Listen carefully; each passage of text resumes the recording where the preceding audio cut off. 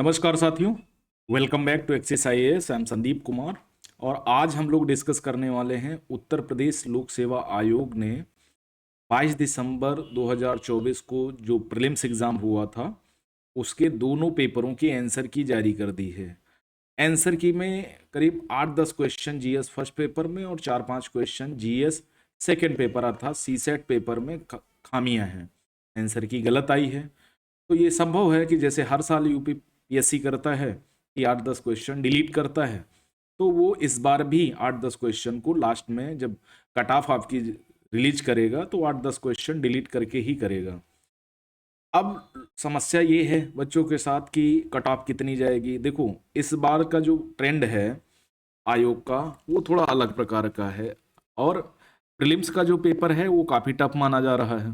तो generally cut off इस बार 100 के अंदर ही रहेगी और कुछ ऐसे सोर्सेज हैं जो जो कहना चाह रहे हैं कि नहीं, कट ऑफ इसमें 80-90 के आसपास रहेगी। तो जो भी हो, इस बार कट ऑफ के चांसेस कम होने के काफ़ी हद तक चांसेस हैं और 105 जनरल प्लस माइनस 5 नंबर का इधर उधर हो सकता है। तो कुल मिलाकर के हम सबसे पहले वो सारी चीज़ें डिस्कस करते हैं जो प्रीलिम्स एग्जाम में आंसर की के साथ हुई हैं। ये नोटिस है कि जिन लोगों को भी आपत्ति है, जिस प्रश्न पर आपत्ति है, अगर आपके पास पुख्ता सोर्सेज हैं तो वो सोर्सेज के साथ आपको क्या करना है, आपत्ति करनी है। 30 दिसंबर तक 2024 तक ये उपलब्ध रहेगी, ठीक है। और जो आपत्ति करने का वो है ना, वो 31 दिसंबर 2024 शाम 5 बजे तक आप आपत्ति कर सकते हैं। आ गई बात समझ में? और इसी बीच में आपत्ति करेंगे और बिना साक्ष्य के व अपठनीय व असंगत साक्ष्य युक्त आपत्तियों पर विचार नहीं किया जाएगा।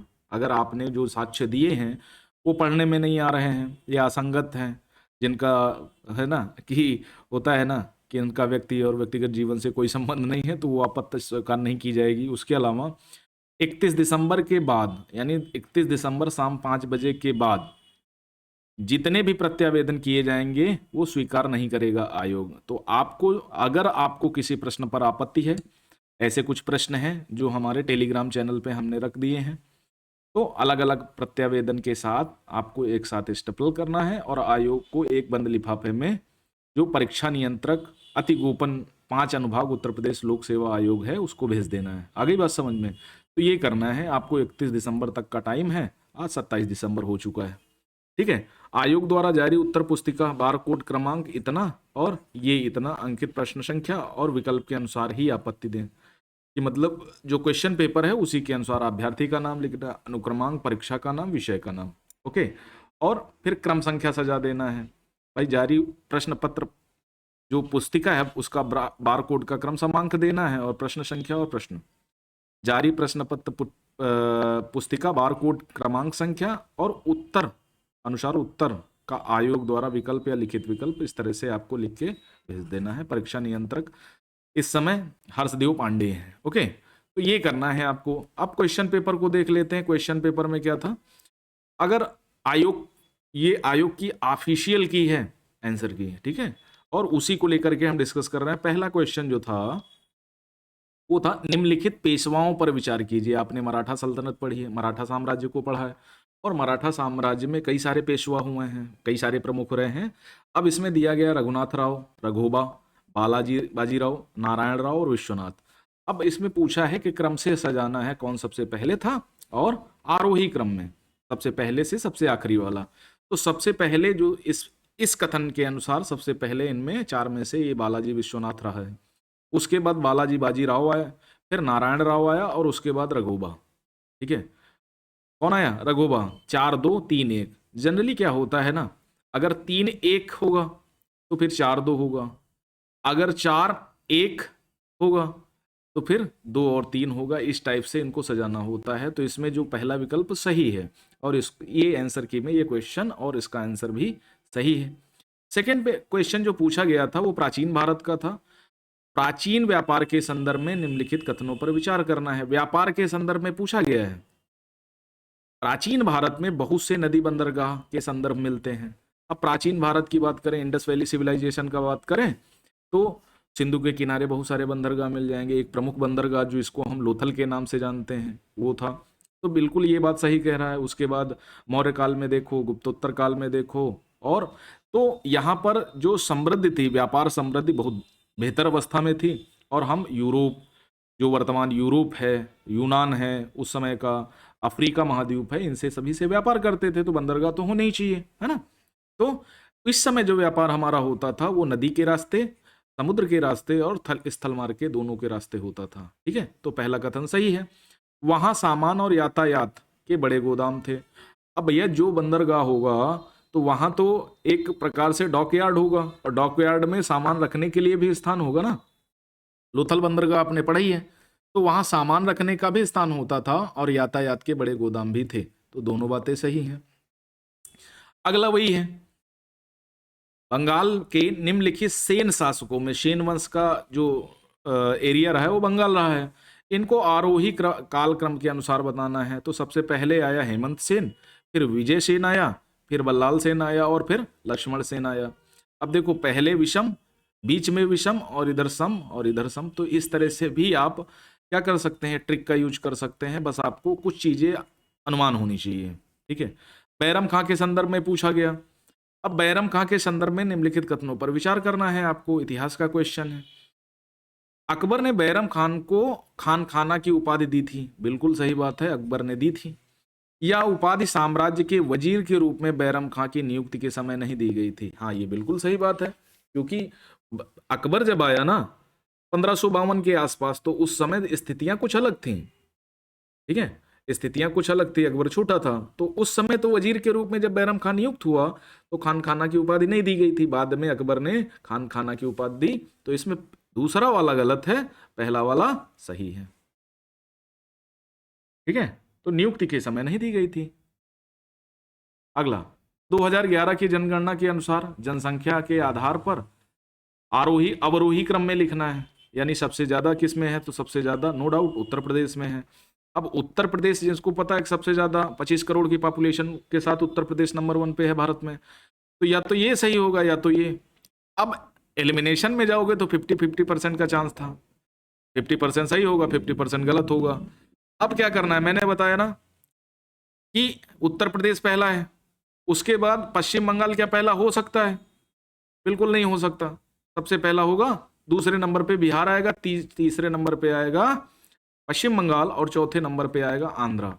अब इसमें देखो, आंध्रा सबसे लास्ट में दिया गया है दोनों विकल्पों में, बस डिस्टर्ब कहां किया, बिहार और पश्चिम बंगाल को लेकर के। ठीक है, उसके बाद देखो, मानव विकास रिपोर्ट कौन जारी करता है? मानव विकास रिपोर्ट जारी करता है संयुक्त राष्ट्र विकास कार्यक्रम, जिसको हम यूएनडीपी बोलते हैं। यूएनडीपी संयुक्त राष्ट्र विकास कार्यक्रम जारी करता है। ह्यूमन इंडेक्स, ठीक है, 3 आधार होते हैं। विश्व आर्थिक दृष्टिकोण, जिसको हम वर्ल्ड इकोनॉमिक आउटलुक कहते हैं, वो कौन जारी करेगा? अंतरराष्ट्रीय मुद्रा कोष करेगा, इसी का काम है। फिर विश्व निवेश रिपोर्ट कौन जारी करेगा? भाई, निवेश व्यापार से संबंध रखता है, तो पर्यावरण का इसमें कोई काम नहीं, तो सी वाला चौथा हो जाएगा। और उत्सर्जन अंतर रिपोर्ट, ये पर्यावरण से रिलेट करती है, तो संयुक्त राष्ट्र पर्यावरण कार्यक्रम हो जाएगा, तो पहला ऑप्शन सही हो जाएगा। उसके बाद विचार करना है, कालक्रम के अनुसार व्यवस्थित करना है, सबसे पहले से लेकर आखिरी गतिविधि तक। ठीक है, ये भारत सरकार की योजनाएं हैं। अब पहले प्रधानमंत्री ग्रामीण योजना दी गई है, ग्रामीण रोजगार सृजन कार्यक्रम दिया गया है, प्रधानमंत्री रोजगार योजना दी गई है, वाल्मीकि अंबेडकर आवास योजना दी गई है। तो सबसे पहले जो आया था ना, वो प्रधानमंत्री रोजगार कार्यक्रम आया था। अगर हम सबसे पहले बात करें तो ये आया। उसके बाद आया ग्रामीण प्रधानमंत्री ग्रामोदय योजना, इसमें भी रोजगार के संबंध में था। फिर आया नरेगा। नरेगा जब 2004 में कांग्रेस की सरकार बनी तो मनरेगा था, 2009 में इसको नरेगा कर दिया गया। ठीक है, उसके बाद प्रधानमंत्री रोजगार योजना आ गई। तो पहला आया 3, फिर आया 2 2004 में, फिर ग्रामोदय योजना आई 2006 में, और उसके बाद वाल्मीकि अंबेडकर आवास योजना आई, ये बहुत बाद में 2013 के आसपास आई। ओके, अगला, अब इसमें देखो, Adam Smith the wealth of nation, बिल्कुल सही बात है। अब सब में चौथा दिया गया है, सब में चौथा दिया गया है, तो यहां पर तो कोई हो ही नहीं सकता। अब मिर्डाल मॉडल जो है ना, गुरनाल मिर्डाल इनका पूरा नाम है, ये एक मॉडल था हमारे यहाँ भी, economic theory and underdeveloped regions के लिए। ठीक है, हमारी जो फर्स्ट 5 ईयर प्लान था, उसमें इनका प्रयोग किया गया है। तो इनका ये पहला है। अब जैसे इनका पहला समझ में आया, ये वाला ऑप्शन अपने आप सही हो गया। हिर्समैन, इन्होंने the strategy of economic development दी थी, इनका ये सिद्धांत है, उनकी किताब है। कॉल्डर का strategic factor in economic development. तो ये चारों क्या है, 1 2 3 4 के अनुसार इनको सजेस्ट किया गया है। अगला क्या कहा गया है, निम्नलिखित कथनों में कौन सा पारिस्थितिकी निकेत के बारे में सही नहीं है। अर्थात 3 तो सही हैं, 1 गलत है। पहला, प्रबल प्रजातियां विस्तृत और व्यापक पारिस्थितिकी निकेत को घेरती हैं। बिल्कुल सही बात है। जो मजबूत प्रजातियां होंगी, जो मजबूत जातियां होती हैं, वो क्या करती हैं, वो ज्यादातर संसाधनों पर अपना अतिक्रमण करती हैं, है ना। ये हर वर्ग में होता है। तो उसी तरह जितनी भी प्रबल प्रजातियां हैं वो क्या करेंगी, विस्तृत और व्यापक पारिस्थितिकी निकेत को घेरती हैं। ठीक है, ये कॉमन सेंस टाइप का क्वेश्चन है। प्राकृतिक पारिस्थितिकी तंत्र के पारिस्थितिकीय निकेत में यदि संसाधन पर्याप्त है तो प्रजातियों की संख्या तो प्रजातियों की अधिक संख्या हो जाती है। बिल्कुल सही बात है। अगर संसाधन पर्याप्त हैं तो वहां क्या होगा, जनसंख्या बढ़ेगी कि नहीं बढ़ेगी, बिल्कुल बढ़ेगी। और संसाधन कम है तो कुछ प्राणी क्या करेंगे, एक स्थान को छोड़ करके दूसरी तरफ मुंह कर जाएंगे और जनसंख्या की बढ़ोतरी नहीं होगी, जानवर भूखे मरने लगेंगे। सी वाला क्या कह रहा है, पारिस्थितिकी निकेत में यदि संसाधन पर्याप्त हैं तो प्रजातियों की संख्या कम हो जाती है। मैंने पहले बताया था कि जब कभी लगे कि विकल्प कंट्रास्ट हैं, अब बी वाला और सी वाला एक दूसरे के बिल्कुल कंट्रास्ट हैं, तो उत्तर इन्हीं 2 विकल्पों के मध्य होगा, किसी तीसरे विकल्प में जाने की आवश्यकता ही नहीं है। ये बात मैंने हर बार बताई है कि जब भी विकल्प एक दूसरे के कंट्रास्ट हों तो विकल्प उन्हीं 2 विकल्पों में से सत्य असत्य निकल के आएगा। तो भैया जब यहां संख्या को बढ़ा रहा है तो ये घटा कैसे कर सकती है, तो यही वाला गलत है। यदि किसी आवास में संसाधनों का समान वितरण है तो एकल प्रजाति का प्रभुत्व तो न्यूनतम हो जाता है। बिल्कुल सही बात है। फिर एकल प्रजाति वहां कहाँ रह जाएगी, वहां बहुप्रजाति विविधता आ जाएगी, डाइवर्सिटी आ जाएगी। ये बायोस्फीयर रिजर्व हैं और ये उनके राज्य हैं। अब सिमलीपाल का अगर देखें तो सिमलीपाल का संबंध किससे, उड़ीसा का बायो रिजर्व क्षेत्र है। नोकरेक का देखें तो नोकरेक किसका है, नोकरेक है मेघालय का। अगस्त्यामलाई केरला का है, मानस असम का है। ठीक है, तो ये वाला सही है, सिंपल क्वेश्चन था। एक कॉमन सेंस वाला और कौन क्वेश्चन है, वैज्ञानिक जांच जो साइंटिफिक इन्वेस्टिगेशन होती है ना, वो व्यवहारिक आदर्शों के प्रति प्रतिबद्धता पर निर्भर करती है।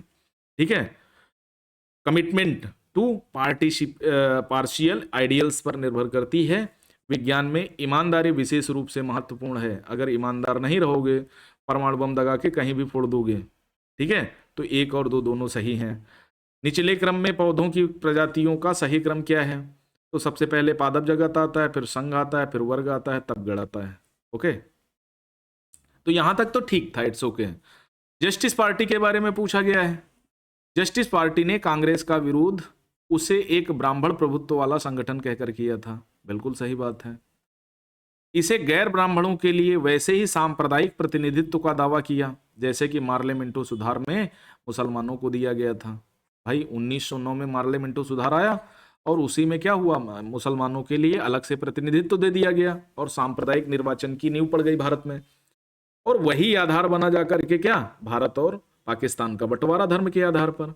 तो जस्टिस पार्टी, ठीक है, ये महादेव गोविंद रानाडे जैसे लोगों के माध्यम से हुई थी। तो उस समय ब्राह्मण प्रभुत्व वाला संगठन कहते थे ये कांग्रेस को, कांग्रेस के विरोध में खड़ी हुई थी।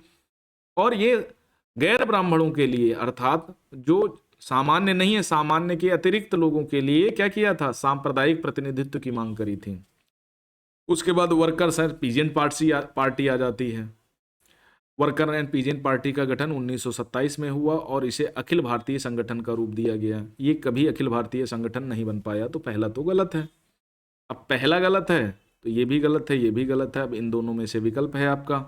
इस पार्टी का उद्देश्य कांग्रेस के अंतर्गत ही काम करना था, जिसमें इनको अधिक क्रांतिकारी रुझान वाली पार्टी और आम जनता का संगठन बनाया जा सके। ये बिल्कुल सही बात है, यही काम था इसका। तो दोनों सही हैं। अगला है ईस्ट इंडिया एसोसिएशन।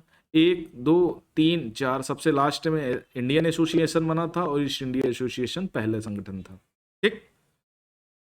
अगला, निम्नलिखित घटनाओं पर विचार कीजिए, इन्हें इन्हीं के कालक्रम में व्यवस्थित करना है, सबसे पहले से लेकर आखिरी गतिविधि तक।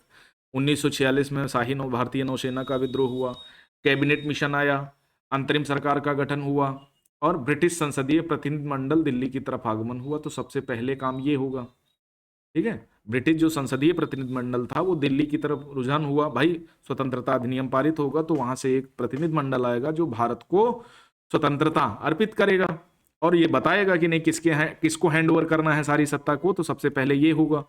उसके बाद क्या हुआ, अब देखो 3 में से 4 है। अब जो है दूसरी बात क्या होगी, अंतरिम सरकार का गठन होगा। अंतरिम सरकार का गठन होगा तो 1947 में कैबिनेट मिशन प्लान आएगा और 1947 में शाही भारतीय नौसेना का विद्रोह होता है जिसे सरदार पटेल वगैरह उस विद्रोह को रोकने जाते हैं। ठीक है, तो ये ऐसे हो गया। 16 क्वेश्चन हो गए हिस्ट्री के। सहमति आयु, एज ऑफ कंसेंट एक्ट 1891, ठीक है। यह बंबई के एक पारसी सुधारक बहराम जी मालावारी थे जिन्होंने इस कानून की वकालत की थी। बिल्कुल सही बात है, सत्य बात कही। इस अधिनियम को बाल गंगाधर तिलक के नेतृत्व वाली चरमपंथी शाखा ने समर्थन दिया था। बिल्कुल नहीं दिया था। ये जो चरमपंथी शाखा थी ना, जो गर्मदलीय नेता थे, ये हमेशा मानते थे कि अंग्रेज हमारे सामाजिक ढांचे में बदलाव कर रहे हैं, ऐसा इनको नहीं करना चाहिए और हमारा समाज है, हम समझ लेंगे। जैसे सती प्रथा का विरोध, जब सती प्रथा कानून बन के आया तो बहुत सारे लोगों ने उस कानून का विरोध किया। क्यों किया? क्योंकि ये लोग अपनी सामाजिक और धार्मिक अभिव्यक्तियों में किसी के हाथ को बर्दाश्त नहीं कर सकते थे। तो दूसरा तो अपने आप गलत है, चरमपंथी शाखा ने कभी समर्थन नहीं किया इसका, तो ये वाला गलत है, ये वाला सही है। अगला है, शिवाजी को बड़े देशमुखों के विरोध का सामना करना पड़ा। बिल्कुल सही बात है। ये देशमुख स्वतंत्र मराठा राज्य के पक्ष में नहीं थे और ये बीजापुर के सामंत ही बने रहना चाहते थे। बिल्कुल सही बात है, दोनों एक दूसरे की व्याख्या कर रहे हैं। अंडमान निकोबार द्वीप समूह, किस कारण प्रलयकारी विरंजन हुआ, प्रवालों की सामूहिक मृत्यु हो गई? तो भैया हिंद महासागर का तापमान जब बढ़ता है, जब टेम्परेचर बढ़ेगा तो जितना भी प्रवाल है, कोरल रीफ है, वो क्या होगा, मरेगा। तापमान में अगर कमी हो जाती है तो ये थोड़ा सा एडॉप्ट कर लेते हैं। ठीक है, भारी सागरीय प्रदूषण में इनकी संख्या में उत्तरोत्तर वृद्धि होने लगती है। औद्योगिक गतिविधियों में तो ये सारी चीजें कहीं ना कहीं एक ही और इंडिकेशन कर रही हैं। ये वाला ऑप्शन एक ही बात तो कह रहे हैं, अलग थोड़ी कह रहे हैं। तो इन दोनों की वजह से तो होगा ही नहीं, एक ही बात कर रहे हैं ना। अगर कंट्रास्ट करते तो विकल्प इन्हीं दोनों के बीच में होता, लेकिन कंट्रास्ट नहीं कर रहे हैं। ये भारी सागरीय प्रदूषण बता रहा है और तटीय क्षेत्रों में औद्योगिक गतिविधियों में वृद्धि। अगर तटीय क्षेत्रों में औद्योगिक गतिविधियां हो गई तो सागरीय प्रदूषण तो तय बात है ना। और तापमान में 4 डिग्री सेंटीग्रेड की कमी हिंद महासागर के तापमान में, तो ये कोई बहुत बड़ी बात नहीं है। लेकिन हाँ, अगर वृद्धि होती है तो अनुकूलन नहीं हो पाता, एडॉप्टेशन नहीं हो पाता, जिससे इनकी संख्या में इनकी मृत्यु होने लगती है। अशोक के बारे में किया गया है। अशोक ने धम्म की जो परिभाषा दी वह राहुलोवाद सुत्त से ली गई है। बिल्कुल सही बात है। अशोक राज्याभिषेक से 14वें वर्ष में अशोक ने धम्म महामात्र नामक एक नवीन प्रकार के कर्मचारियों की नियुक्ति करी थी। ये भी बात सही है, क्योंकि धम्म महामात्र का काम ही था ये धम्म के बारे में लोगों को सूचना देना, उनको समझाना। अगला है 153 राज्यपाल का पद की बात करी गई है। बिल्कुल सही बात है। 154 राज्यपाल के कार्यकारी प्राधिकारी की बात करी गई है। 155 सेवा और शर्तों की बात की गई है, हटाने की बात तो की ही नहीं गई। 156 राज्यपाल की पदावधि की बात करी गई है कि इतने वर्ष तक रहेगा। तो ये बातें सारी सही हैं, ये वाला गलत है। अगला, संसद के किसी सदन का सदस्य नहीं होगा। बिल्कुल सही बात है। संसद राष्ट्रपति और दोनों सदनों से मिलकर बनेगी।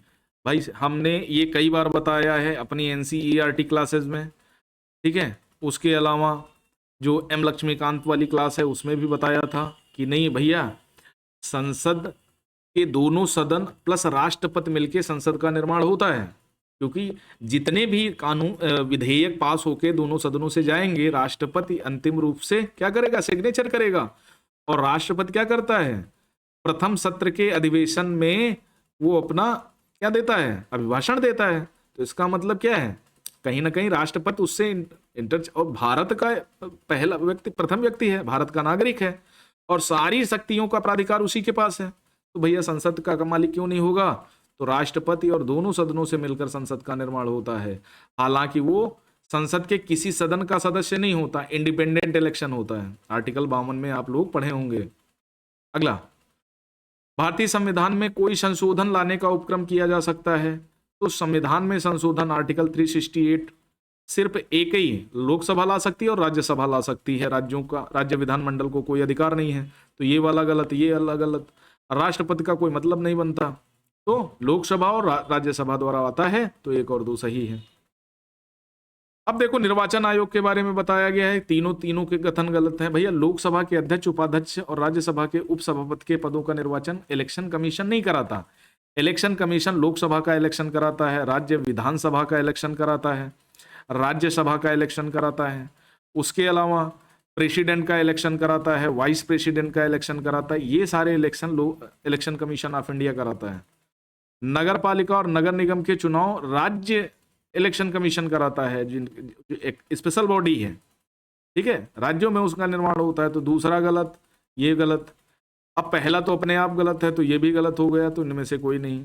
सभी संदेहों और विवादों का, अब क्या कहा, उपर्युक्त निर्वाचन, यानी ये जितने भी निर्वाचन हैं इनके संबंध में अगर कोई विवाद होगा तो ये निर्णय करेगा। हालांकि इलेक्शन कमीशन के पास सिविल मामलों की सारी शक्ति है कि अगर कोई निर्वाचन संदेह पैदा करता है या विवादों के घेरे में आता है तो वो उसकी जांच करता है और निर्णय करता है। लेकिन वो लोकसभा के मामले में करेगा, वो राज्य विधानसभा के मामले में करेगा, वो राज्यसभा के मामले में करेगा, प्रेसिडेंट के इलेक्शन की बात करेगा, वाइस प्रेसिडेंट की बात करेगा। ठीक है, वो सिर्फ इनकी बात नहीं करेगा। उसके बाद ये देखो, सुमेलित नहीं है 25 नंबर, GVK राव समिति प्रखंड स्तर पर नियोजन। अब देखो ये वाला गलत है। ठीक है, गलत ये GVK राव समिति का जो वो है ना, ये पंचायती राज के लिए आई थी और पंचायती राज में इसने त्रिस्तरीय पंचायत की बात की थी, सिर्फ प्रखंड स्तर पर नियोजन की बात नहीं की थी। ये तो अशोक मेहता समिति की सिफारिशें थी, द्विस्तरीय पंचायत। और यहां पर देखो पंचायती राज संस्थाएं, तो ये तो ठीक मान सकते हैं। दाता वाला समिति ये ऋण के मामले में थी। सांथानम समिति का काम था करप्शन को हटाना, करप्शन के संबंध में सुझाव देना, करप्शन को कैसे हटाया जाए। पंचायती राज्य वित्त का तो इससे दूर दूर तक कोई संबंध नहीं है। तो ये वाला क्वेश्चन गलत है। आयोग ने आंसर की में इसको, इस पर आपत्तियां जाएंगी। अगला, जैविक अनुक्रम की प्रवस्थाओं का सही क्रम है। ठीक है, सीक्वेंस बताना है। बायोटिनिक सक्सेशन का प्रवास होता है, फिर स्थापना होती है, फिर प्रतिक्रिया, फिर स्तरीकरण स्टेबलाइजेशन होता है। ठीक है, पहले क्या होगा, माइग्रेशन होगा, माइग्रेशन पे एसेसिस होगा। ठीक है, वो रुकने का। ठीक है, देखो पहले क्या होता है, जैसे रोहिंग्या भारत में प्रवास करके आए तो पहले तो प्रवास हुआ, उसके बाद वो रहने के लिए फिर इधर उधर थोड़ा बहुत मशक्कत करने लगे, तो उसको बोलते हैं स्थापना। ठीक है, उसके बाद प्रतिक्रिया होने लगी, फिर वो क्राइम करने लगे, ये करने लगे, वो करने लगे, और फिर स्टेबलाइजेशन हो गया, वो स्थिरीकरण हो गया। उनको आधार कार्ड भी मिलने लगा, उनको पैन कार्ड भी मिलने लगा, उनको राशन कार्ड भी मिल गया, सब कुछ मिलने लगा और वो भारत के नागरिक बन गए। तो कुल मिलाकर के सबसे पहले प्रवास होगा, फिर स्थापना होगी, फिर प्रतिक्रिया होगी। ठीक है, ये आसपास के समुदायों से भिड़ना शुरू करेंगे, लड़ाई करेंगे। स्थिरीकरण तो सबसे लास्ट में प्रोसीजर आता है। तो भैया यही वाला सही है। सापेक्षिक आर्द्रता वायु के तापमान में वृद्धि के साथ घटती है, ये बिल्कुल बात सही है। वाष्पीकरण में वृद्धि के साथ निरपेक्ष आर्द्रता में वृद्धि होती है, ये भी बिल्कुल बात सही है, लेकिन व्याख्या एक दूसरे की नहीं हो रही है। ठीक है, पाइनोक्लाइन सागरीय जल का घनत्व होता है। ठीक है, इकोक्लाइन जैव विविधता होती है, जैव विविधता नहीं होती इकोक्लाइन। इकोक्लाइन का मतलब होता है ये वायु से संबंध रखता है। थर्मोक्लाइन टेम्परेचर से, वायु का तापमान नहीं, थर्मोक्लाइन ओवरऑल तापमान। हेलोक्लाइन, ठीक है, तो थर्मोक्लाइन का मतलब ये ऐसे, और ये तो है नहीं। ठीक है, पाइनोक्लाइन सागरीय जल का घनत्व नापता है। पौधारोपणशाला क्रायोफाइट स्टेपी, तो स्टेपी का जहां संबंध आएगा तो वो सीधे टुंड्रा से मिल जाएगी। ठीक है, B4। अब B4 में दो ही ऑप्शन थे। अब क्रायोफाइट क्या है, स्टेपी जितनी भी होगी ना वो टुंड्रा से बिलोंग करेगी, अत्यधिक ठंडे प्रदेशों में। तो इसका तो इससे मिल गया, अब 50-50 एलिमिनेट कर लो। अब पौधाशाला CO सावर, इनसे संबंध है। विश्व के पुष्पीय क्षेत्र किसे बोला जाता है, तो विश्व का जो पुष्पीय क्षेत्र है ना, वो C2 एल्डोर एंगलर। पुज्यता, पुज्यता जो घास के मैदान है वो हंगरी से बिलोंग करते हैं। तो पौधारोपण शाला क्या आ गई, वो सीवी यावर आ गई। ठीक है, तो ऐसे मिलाना था आपको। देखो 3 4 2 1, अगर 3 1 होता तो 4 2 होता। इनमें एल्युमिनियम संयंत्र और राज्य बताना है कौन सा सही नहीं है। आलूपुरम अलवाय केरल में है, बेलगावी कर्नाटक में है, बेलगावी तो बहुत प्रसिद्ध है। मुरी छत्तीसगढ़ में नहीं है ये। हीराकुंड, हीराकुंड बांध परियोजना से ही जान जाते हैं, उड़ीसा महानदी पर जो बांध बना है उसी के आसपास के क्षेत्र की बात की जा रही है। पिन वैली, ठीक है पिन वैली राजाजी उत्तराखंड में है, बांदीपुर कर्नाटक में है, सिमलीपाल उड़ीसा में है। सिमलीपाल से रिलेट करके एक और क्वेश्चन पूछा गया है ऊपर, तो अगर ध्यान से क्वेश्चन पेपर पढ़ो तो काफी सारी चीजें आसान हो जाती हैं। राजा पिन वैली, पिन वैली हमको लगता है ये है उत्तर भारत में ही, लेकिन जम्मू कश्मीर में तो नहीं है। ठीक है, हिमालय अभी ऊंचा हो रहा है, बिल्कुल सही बात है। जो भारतीय टेक्टोनिक प्लेट है वो यूरेशियन टेक्टोनिक प्लेट से टकरा रही है और छेपित हो रही है। भाई हल्की प्लेट भारी प्लेट के ऊपर, हल्की प्लेट के नीचे भारी प्लेट छेपित होती है, तो उसी तरह का पोजीशन हो रहा है। ज्योग्राफी का टर्म है। जब आप भूकंप वाला चैप्टर पढ़ेंगे या प्लेटेज वाला चैप्टर पढ़ेंगे तो उसमें ये सारी चीजें आती हैं। NCERT क्लास 12 में सारी चीजें दी गई हैं, पढ़ो। उत्तर इबा नदी, तापा पानी, राहुल केला, उमरिया। सबसे टफ क्वेश्चन था। उत्तर, उत्तर का संबंध किससे, झारखंड से है। इब नदी, इब नदी का संबंध उड़ीसा से है। और तातापानी रामकोला का संबंध छत्तीसगढ़ से है। उमरिया का संबंध मध्य प्रदेश से है। ठीक है, सूची 1 2 को समझा मिलाना है। ऊपरी बारी दोआब नहर, इसका संबंध किससे है, इसका संबंध रावी नदी से है। ओके, सरहिंद नहर, सरहिंद नहर का संबंध सतलुज नदी से है। गुड़गांव नहर, गुड़गांव नहर का संबंध किससे है, यमुना नदी से है। और इंदिरा गांधी नहर का संबंध सतलुज रावी और व्यास से है, इसके संगम से ही निकाली जाती है ये। चावल उत्पादन में बिहार का योगदान 15.7% है। अधीन सर्वाधिक क्षेत्रफल वाला राज्य यूपी है। चावल उत्पादन की पश्चिमी सीमा निर्धारित करने वाली वर्षा समवर्षा रेखा 100 सेंटीमीटर है। एक वर्ष में चावल की 3 फसलें पश्चिम बंगाल लेता है। बिहार का योगदान इतना नहीं है, कम है। ठीक है, अगला, कपास मुख्यतः खरीफ की फसल है, ये भी सही बात है। कपास उत्पादन के लिए 50 से 75 सेंटीमीटर मध्यम वर्षा की आवश्यकता होती है। मुझे लगता है 75 से 100 के बीच वर्षा की आवश्यकता होती है, तो इसे भी आप देख लेना एक बार, ये वाला भी ऑब्जेक्शन कैटेगरी में जाता है।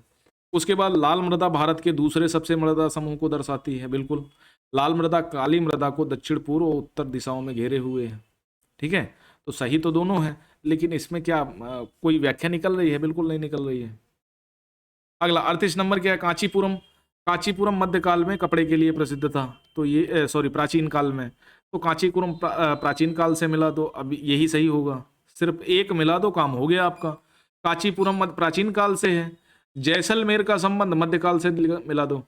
कोडाई कनाल, ठीक है, कोडाई कनाल औपनिवेशिक काल से। और भिलाई इस्पात संयंत्र की जो स्थापना हुई स्वतंत्र भारत में हुई। तो सिंपल से क्वेश्चन थे, लगाना भर था। उसके बाद आम्र वर्षा, फूलों वाली बौछार, काल बैसाखी, लू। लू का संबंध किससे है, पंजाब से बिहार तक।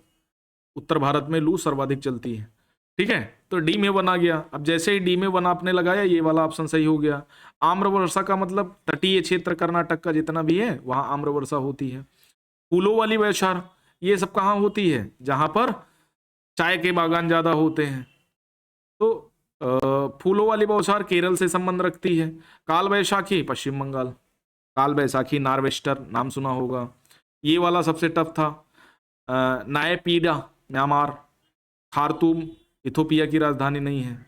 डबलिन आयरलैंड की राजधानी। ओटावा कनाडा की राजधानी है। ठीक, अगला, ऊपरी गंगा नहर के बारे में पूछा गया है। केंद्रीय और पश्चिमी उत्तर प्रदेश तक विस्तृत है। बिल्कुल, इस क्षेत्र में सिंचाई गहनता 130 से अधिक और कृषि गहनता 140 से अधिक है। बढ़िया कृषि भी होती है और सिंचाई भी बहुत आवश्यकता होती है। देबाशा, अब इस टाइप का क्वेश्चन सबसे टफ कैटेगरी में आता है। इसमें अगर लगे तो इसमें 1 से 3 से मिलाया है, नहीं 1 से 1 को मिलाया है, 2 को 3 से मिलाया है। अब 2 को 3 से मिलाएगा तो सी को 2 से मिलाएगा और डी को 4 से मिलाएगा। ये वाला है 1 3 2 4। ठीक, लेकिन टफ कैटेगरी का क्वेश्चन इस तरह से कोई नहीं पढ़ता है। जूट भारत का विशुद्ध पौधा है, बिल्कुल। जूट खरीफ की फसल बता रहा है यहाँ, इसे फरवरी से जून में बोया जाता है, जुलाई से अक्टूबर के मध्य काटा जाता है, तो ये भी अपने आप में है। देवाण भट्ट, हिमाद्री, मध्वाचार्य, बल्लाल सेन। बल्लाल सेन का नाम अभी आया, सेन वंश के शासक रहे हैं ये। अब इनके बारे में पूछा गया है, तो देवण भट्ट का संबंध स्मृत चंद्रिका से है, स्मृत चंद्रिका। ठीक है, हिमाद्री का संबंध चतुर्मणि चिंतामणि से है। मध्वाचार्य का मतलब संबंध है पराशर माधव से, और बल्लाल सेन का दान सागर से। ठीक है, ये मुझे आंसर की में दिख रहा है तो मुझे बड़ा इजी लग रहा है, आप लोगों को टफ लगा होगा, मैं जानता हूं। तो इस बार का क्वेश्चन पेपर अलग था, टफ था। ठीक है, तो घबराना नहीं। इस बार लगभग 100 क्वेश्चन, 100 से 110 क्वेश्चन के आसपास, 100 से 110 क्वेश्चन के आसपास टफ टू मॉडरेट किस्म के थे। 40 क्वेश्चन ही ऐसे थे जो इजी टाइप के थे, जैसे पॉलिटी वाले, हिस्ट्री के कुछ क्वेश्चन, एनवायरनमेंट के कुछ क्वेश्चन, साइंस के कुछ क्वेश्चन, ये इजी टाइप के थे। वरना क्या था, सबसे टफ क्वेश्चन 39 से 40 क्वेश्चन सबसे टफ कैटेगरी में थे। ठीक है, लगभग 60 क्वेश्चन जो थे वो क्या थे, 69 के आसपास, ये मॉडरेट किस्म के थे। तो घबराना नहीं है आपको, आप ये मत सोचना कि नहीं यार सब बताते चले जाना, क्या बड़ा सिंपल क्वेश्चन है। नहीं, इस बार 100 नंबर तक कट ऑफ हो जाएगी, समझ लेना आप। तो घबराइए नहीं, मेंस की तैयारी करना शुरू करिए। भारत पर तुर्की आक्रमण सफल हुआ, बिल्कुल सही बात है, तभी तो ये आ गए, इलबारी वंश का स्थापना हुई। ये सब तुर्की ही तो थे, सल्तनत काल वाले ज्यादातर तुर्की शासक थे। उत्तर भारत में राजनीतिक एकता नहीं थी, बिल्कुल राजनीतिक एकता होती तो ये तुर्की आक्रमण का विरोध करते। ठीक है, तुर्की आक्रमण का विरोध करते। ये तुम्हारे गुप्त काल के बाद ये वर्धन वंश आया, हर्ष सबसे महान शासकों में था। फिर बंगाल, पाल वंश और प्रतिहार वंश और राष्ट्रकूट वंशों के मध्य आपसी प्रतिस्पर्धा चलने लगी। 300 वर्षों तक लगातार संघर्ष होता रहा। तो एकता होती, एक दूसरे की मदद करते हैं, तो आक्रमण कैसे सफल होता? अगर आक्रमण सफल हुआ तो इसका मतलब राजनीतिक एकता नहीं थी, एक दूसरे की व्याख्या करें, सिंपल टाइप का था। Voice of global south summit VOGSS के संबंध में निम्नलिखित कथनों पर विचार करिए। ये भी गलत कैटेगरी में है, क्योंकि दूसरा नहीं, 3 समिट संपन्न हो चुके हैं। लास्ट समिट जो हुआ है वो नवंबर में हुआ है, अगस्त नवंबर में, सॉरी अक्टूबर नवंबर में। मुझे लगता है UPPSC ने जुलाई में पेपर बना लिया था। अब जुलाई में पेपर बना लिया तो जुलाई के पहले तक सिर्फ 2 समिट हुए थे, और दोनों समिट इनका ग्लोबल साउथ मुख्यतः विकसित देशों से संबंधित है, और ये तीनों समिट जो है ना भारत में ही संपन्न हुए हैं। ठीक है, तो ये वाला डाउटफुल कैटेगरी में जाएगा, इसको भी डिलीट करना पड़ेगा लास्ट तक, क्योंकि इस पे UPSC ने एक ही माना है। अगला, ग्रीन हाउस GHG उत्सर्जन में कटौती के संबंध में जलवायु परिवर्तन पर अंतर सरकारीय पैनल IPCC किस पर जोर देता है? अब देखो, दोनों कंट्रास्ट हैं विकल्प एक दूसरे के, क्रमिक और सीमित कटौती पर्याप्त है। एक विकल्प ये कह रहा है, दूसरा कह रहा है गहरी, तीव्र और निरंतर कटौती आवश्यक है। ठीक है, अब देखो सीमित और तीव्र में तुमको अंतर नहीं समझ में आ रहा है कि इसमें एक ही सही होगा, या तो पहला सही होगा या तो दूसरा। अगर आपको पता है तो आपने दूसरा लगाया होगा, अगर आपको नहीं पता है तो आपने क्या किया होगा, दोनों ठोक दिए होंगे, या ना तो एक ना तो 2 लगाया होगा। तो इसमें सिंपल सा यही करना है आपको इतना समझदार बनना है। PYQ क्यों कराए जाते हैं भैया? PYQ कराने का मोटा मोटा पर्पस जानते हो क्या होता है? आपको समझाना। जैसे बहुत सारे लोगों को MCQ कराए जाते हैं। MCQ का मतलब ये नहीं होता कि एज इट इज क्वेश्चन आएगा, एज इट इज क्वेश्चन चला आएगा कि नहीं सर ने जो पढ़ाया 10 क्वेश्चन पढ़ाए यही 10 पूछे जाएंगे, नहीं, इन 10 क्वेश्चन से मिला जुला के क्वेश्चन पूछा जा सकता है। PYQ इसलिए कराया जाता है कि जो कंट्रास्ट विकल्प हैं, जैसे ये एक दूसरे का कंट्रास्ट विकल्प हैं, अब इनमें से एक ही सही होगा, और किसी भी ऑप्शन में अगर विकल्प यहाँ 4 दिए होते तो उन 4 में से 2 का कोई मतलब ही नहीं था, सिर्फ विकल्प का उत्तर इन्हीं 2 में से है। तो ग्रीन हाउस एमिशन को अगर कम करना है और टेम्परेचर को कम करना है तो गहरी, तीव्र और निरंतर कटौती करनी पड़ेगी, है ना, तभी टेम्परेचर, है ना, एनवायरनमेंट सही होगा, अन्यथा सही नहीं होगा। अगला क्वेश्चन दिया गया है, अनाज उपज शब्द से तात्पर्य क्या है? काटी गई भूमि के प्रति इकाई क्षेत्र में उत्पादित अनाज फसलों की मात्रा, ये इसके बारे में बताया गया है। काटी गई भूमि के प्रति इकाई क्षेत्र में उत्पादित अनाज व फसलों की मात्रा। ठीक है, सही बात है। किसी दिए गए देश में अनाज फसलों का कुल उत्पादन, इसका कुल उत्पादन से क्या भैया संबंध? अलग बात कह रहा है ये। अगला, जुलाई सितंबर 2019 और 22 के बीच भारत में बेरोजगारी की दर की प्रवृत्ति के संदर्भ में निम्नलिखित कथनों में से कौन सा सही है? इसके बारे में पढ़ने की आवश्यकता नहीं है, ये जानते हो। 2020 में कोरोना आ गया था। अब 2020 में कोरोना आया तो लॉकडाउन हो गया, संपूर्ण लॉकडाउन हो गया, और ये 6 से 8 महीने तक लॉकडाउन चला और बहुत कम गतिविधियां होती थी। तो इसका सिंपल सा मतलब है कि बेरोजगारी स्थिर तो रही होगी। ठीक है, एक कह रहा है स्थिर रही, दूसरा कह रहा है, यहाँ तक बात समझ में? तो इसका सीधा सा मतलब क्या है कि जब लॉकडाउन लगा, गतिविधियां बंद हो गई, तो इसका मतलब बेरोजगारी दर क्या होगी कि प्रवृत्ति के संबंध में बताना है। तो इसमें 2 सही माना है और 1 गलत माना है। तो बेरोजगारी की दर क्या होगी? घटेगी कि बढ़ेगी? बेरोजगारी दर की प्रवृत्ति में क्या होगा? बेरोजगारी दर बढ़ जाएगी। इसमें 2 को सही माना है, जो कि सही नहीं है। ना तो घटेगी, बेरोजगारी दर बढ़ेगी भाई, सिंपल सी बात है। लॉकडाउन का समय था, बेरोजगारी की दर में बढ़ोतरी होगी। ठीक है, दूसरा भी गलत है, पहला भी गलत है, ये भी जाएगा। वैश्विक गरीबी सूचकांक, जो बहुआयामी गरीबी सूचकांक होता है, रिपोर्ट कौन तैयार करता है? तो इसमें करता है ऑक्सफोर्ड गरीबी और मानव विकास पहल और यूएनडीपी। ठीक है, यही दोनों मिलकर के रिपोर्ट को तैयार करते हैं। तो ये वाला सिंपल था। सतत विकास की धारणा को ब्रटलैंड रिपोर्ट द्वारा लोकप्रिय बनाया गया। ठीक है, ब्रटलैंड रिपोर्ट ने विकास की सीमाओं के रूप में भी जाना जाता है। ये विकास का इससे कोई संबंध नहीं, इन्वायरमेंट से रिलेट करती है। तो ये वाला सही है और गलत है। सिंपल सा क्वेश्चन था। ये वाले सबसे टफ क्वेश्चनों में से एक था। मुझे अभी भी नहीं पता है इनका क्या डेट है, मुझे याद ही नहीं रहता। इसमें दिया गया है 1 4 2 3। ठीक है, तो यही मान लेते हैं। ठीक है, 1 4 2 3। गोपी थोटाकुरा, दीपा कर्माकर, अरोहा बड़जात्या, देव पटेल। तो देखो, पहले दीपा को कर्माकर का याद रखना है। जिम्नास्टिक थी, स्वर्ण पदक जीतने वाली पहली भारतीय महिला थी, है ना। इनके बारे में तो आपको पता ही है। तो बी को जब आपने पहले से मिलाया तो आपके पास 3 विकल्प आ गए, एक अपने आप एलिमिनेट हो गया, ये वाला। ठीक है, अब दूसरा गोपी थोटाकुरा को देख लो। तो गोपी थोटाकुरा का संबंध किससे है? तो गोपी थोटाकुरा का संबंध है, पहले भारतीय अंतरिक्ष पर्यटक हैं ये। तो ए में जैसे ही तीसरा आया तो एक ही विकल्प सही हो गया, यानी इसमें 2 की रिक्वायरमेंट थी। 2 विकल्प आपको अगर पता हो तो सीधे आराम से सही हो जाएंगी। बड़जात्या का संबंध किससे है? ये भारत के में जन्मे नासा के वैज्ञानिक और आयन मंडल पर सौर कातिवृत्त के प्रभाव का अध्ययन करने वाली टीम का नेतृत्व किया था।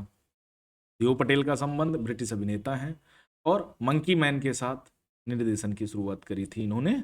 ओके, अगला 2023-24 सिंगापुर भारत में एफडीआई का सबसे बड़ा स्रोत बनकर उभरा। सही है। भारत और मॉरिशस कर संधि संशोधन से भारत में प्रत्यक्ष विदेशी निवेश के प्रमुख स्रोतों के रूप में देशों में बड़ा बदलाव आया है। तो ये दोनों बातें बिल्कुल सही है, एक दूसरे की व्याख्या कर रहे हैं, इसमें कोई कहीं कमी नहीं थी। निवेश से रिलेटेड क्वेश्चन, ये वाला अपने आप में टफ क्वेश्चन था। सीरम इंस्टीट्यूट ऑफ इंडिया द्वारा विकसित मलेरिया रोधी टीका है। ठीक है, मलेरिया रोधी टीका है। अगला, कान फिल्म फेस्टिवल 2024 में सर्टेन रिगार्ड वर्ग में सर्वश्रेष्ठ अभिनेत्री का पुरस्कार जीता। अब देखो, कियारा आडवाणी को मिलेगा नहीं, उर्वशी रौतेला को मिलेगा नहीं।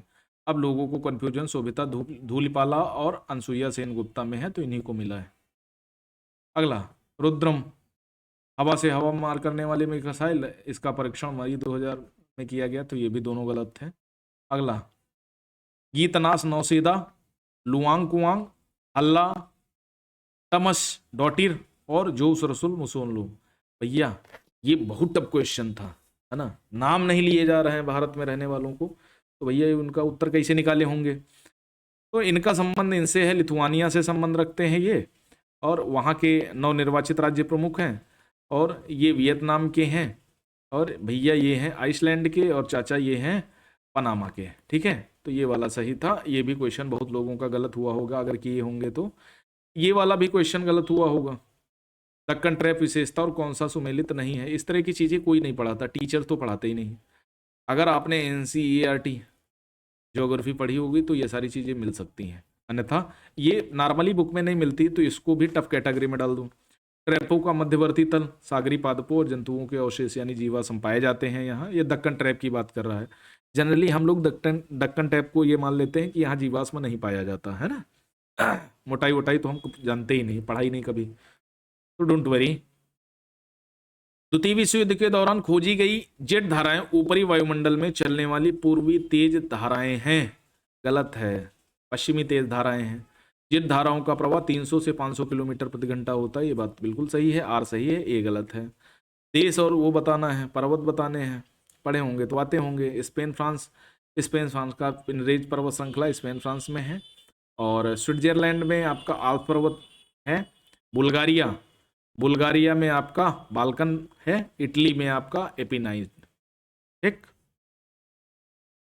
अगला, भूमि पर रहने वाले भैया स्थलीय निवासी कहते हैं, जलीय निवासी जल में रहने वाले, और जैविक अजैविक तो का इससे संबंध ही नहीं है कोई। वह जोड़ जहां गर्दन मिलती है, पिटवल जोड़ बोलते हैं इसको। इसमें रोग पैदा करने वाले सूक्ष्म जीव हैं, रोगाणु है जो रोग पैदा करता है। दूध इमल्सन से बनता है।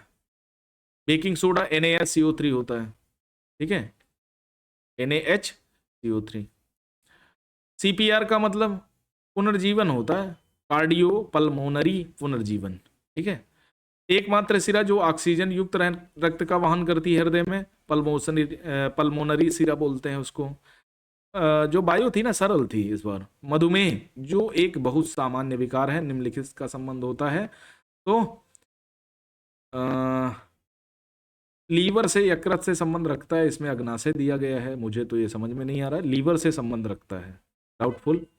हाल ही में कोविड महामारी के कारण वैश्विक विराम का कारण क्या था, तो सार्स कोविड-2 1 नहीं, H5N1 ये वीजा है, मार्स कोव 2, ठीक है। सार्स और मार्स ये अलग वेरिएंट है, ये अलग वेरिएंट है, सबसे पहले यही वेरिएंट आया था। ये वाला देखो क्वेश्चन गुजर दिया, ठीक है। औसत गति पूछ रहा है 2v2 v1 v2 अपन v1 प्लस v2, ठीक है। इस टाइप के क्वेश्चन नए हैं, हमने नहीं पढ़े होंगे न्यूमेरिकल वाले। इधर देखो, बांध की लंबाई रामगंगा परियोजना की विशेषताएं बतानी है, लंबाई इतनी ज़्यादा नहीं है, ठीक है। ये भी डाउटफुल कैटेगरी, इसको भी टप कैटेगरी में डाल दो। कृषि क्षेत्रों के संदर्भ में बताना है, USA चीन जापान की तुलना में भारत का कृषित भौगोलिक क्षेत्र अधिकतम है। उष्ण मानसूनी जलवायु प्रदेश में स्थित होने के कारण भारत में वर्ष भर विविधीकृत फसलोत्पादन होता है। दूसरा तो एकदम सही है, लेकिन ये वाला मुझे डाउट है, क्योंकि चाइना के पास अधिकतम भौगोलिक क्षेत्र है। देवप्रयाग का संबंध अलकनंदा और भागीरथी से है। रुद्रप्रयाग का संबंध इससे है, अलकनंदा और मंदाकिनी से। कर्णप्रयाग का संबंध अलकनंदा और पिंडार से है। टिहरी का भागीरंधा और भीलगंगा से है। ठीक, सिंपल क्वेश्चन है। पश्चिम यूरोप की जलवायु के संदर्भ में बताना है आपको। सभी महीनों में वर्षा होती है, बिल्कुल। पश्चिमी यूरोप पछुआ पवनों की पेटी के अंतर्गत आता है। ओके, ज्योग्राफी टफ है। क्रम से बताना है कौन सबसे क्रम में है। ये वाला तो नाम ही पॉन्टिक, हमने पहली बार तो नाम सुना है, तो सबसे पॉन्टिक ही सबसे पहला है, फिर जाग्रोश है, फिर उसके बाद हिंदुकुश है, दत्तेन कराकोरम है। तो इसका मतलब ये सब क्या है, भारत के बाहर के हैं। अमूर नदी, सीर दरिया, अंगारा नदी, मेकांग नदी। निम्नलिखित नदी और उसकी प्रवाह की दिशा में कौन सा सुमेलित नहीं है, तो मेकांग नदी दक्षिण पश्चिम नहीं, दक्षिण पूर्व प्रवाहित होती है। ठीक है, अमूर नदी उत्तर पूर्व है, सिर दरिया उत्तर पश्चिम है, और अंगारा नदी उत्तर है। ठीक है, ये तो पढ़ा नहीं होगा, उत्तर में बहती है कि दक्षिण, अपने क्षेत्र पढ़े होंगे। इस क्षेत्र से होकर जाती है, यहाँ इसका उद्गम है, यहाँ गिरती है, इतना लंबी ये। उत्तर पश्चिम कौन याद रखता है? अगर आपको पता रहा होगा तो ठीक है, नहीं बहुत सारे लोगों ने इसको छोड़ा होगा या गलत किया होगा। ओके, तेल क्षेत्र बताना है कौन सा नहीं है, तो कुवैत का कासगन नहीं है, ये बहरीन का है। ईरान का हाफ्तकेल है, सऊदी अरब का धरहन है, इराक का जुबैर है। भूमध्य सागरीय जलवायु के संबंध में बताना है। शीत ऋतु में वर्षा होती है, शीतकालीन अयनांत के कारण वायुदाबियां दक्षिण की ओर खिसक जाती हैं। बिल्कुल दोनों बातें सिंपल से हैं, एनसीईआरटी में साफ साफ मानसून वाले चैप्टर में दी गई हैं। ना पढ़ो एनसीईआरटी, इसी तरह गलत होता रहेगा। अप्रैल 2024 में हुए माओवादी विरोधी ऑपरेशन के संदर्भ में बताना है। निम्नलिखित में कौन सा सही और गलत है? यह चिरगोली में हुआ गलत है। ऑपरेशन बीएसएफ और डिस्ट्रिक्ट रिजर्व गार्ड द्वारा किया गया था, तो बीएसएफ ही इन्वॉल्व होती है। परवाहा ताराभाई अंतरिक्ष केज की अग्रणी उपलब्धि है। उसके अंतरिक्ष वाहनों की प्रारंभिक वायुगतिकी की डिजाइन के लिए बड़ी संख्या में विन्यास के मूल्यांकन की आवश्यकता होती है। बिल्कुल दोनों बातें सही हैं। ब्रह्मोस सुपर सैनिक मिसाइल फिलीपींस को हमने एक सौदा किया था, 490 किलोमीटर की मार करने वाली है, ये गलत है। ठीक है। कोहिमा शांति पुरस्कार दक्षिण कोरिया द्वारा विकसित नहीं किया जाएगा भैया, पहला का सही है। अगला मैट्स योजना के बारे में बताना है, तो ऑस्ट्रेलिया के बीच ये द्विपक्षीय ढांचा है ये। ठीक है। इस योजना के अध्ययन के विशिष्ट क्षेत्रों में ज्ञान और कौशल वाले भारतीय स्थान को जो 18 से 30 वर्ष की आयु के हैं 2 वर्ष तक ऑस्ट्रेलिया में रहने और काम करने की पेशकश की जाएगी, तो दोनों बातें सही हैं। विदेश प्रभार के अंतर्गत किया गया है। परमाणु सुरक्षा पर अंतर्राष्ट्रीय सम्मेलन इस्कॉन 2024 के संदर्भ में निम्नलिखित में कौन सा कथन सही है और कौन सा गलत? मई 2024 को आयोजित किया गया था, बिल्कुल सही। भारत ने हाल ही में परमाणु सुरक्षा को मजबूत करने के लिए एक अंतर मंत्रालय परमाणु तस्कर विरोधी यानी CNST टीम का पुनर्गठन किया है, तो दूसरा सही है, पहला गलत है। पिरुल लाओ पैसे पाओ, ये भैया हमको तो आज तक समझ में नहीं आया कहाँ की योजना है। ठीक है। ये कहते हैं मुख्यमंत्री का योगदान है, ये मैंने पढ़ा नहीं है। ठीक है। अगला, ना पढ़ा है ना पढ़ाया है। नेपाल भारत अंतर्राष्ट्रीय संस्कृत सम्मेलन 2024 नई दिल्ली में आयोजित किया गया, काठमांडू में हुआ था। 3 दिवसीय सम्मेलन नीति अनुसंधान प्रतिष्ठान द्वारा किया गया।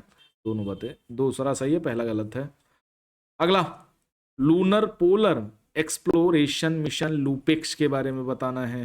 ये जापान के बीच है, जापान तो इसमें जापान ही रखा है।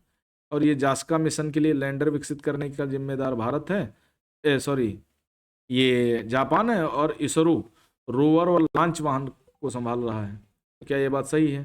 तो इसमें पहला तो सही माना है, दूसरा गलत माना है, तो देख लेना।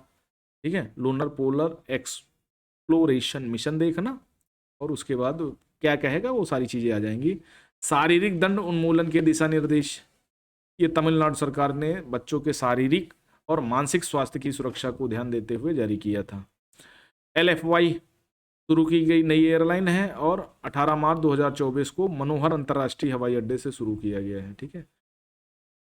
ये अक्टूबर का पेपर सोच रहे थे कि 27 अक्टूबर को पेपर होगा, तो इन्होंने पेपर सितंबर में ही बना के छाप के रख लिए थे, इसीलिए इस बार का जितना भी करंट है ना वो सितंबर के बाद का नहीं है, सब सितंबर के पहले का है।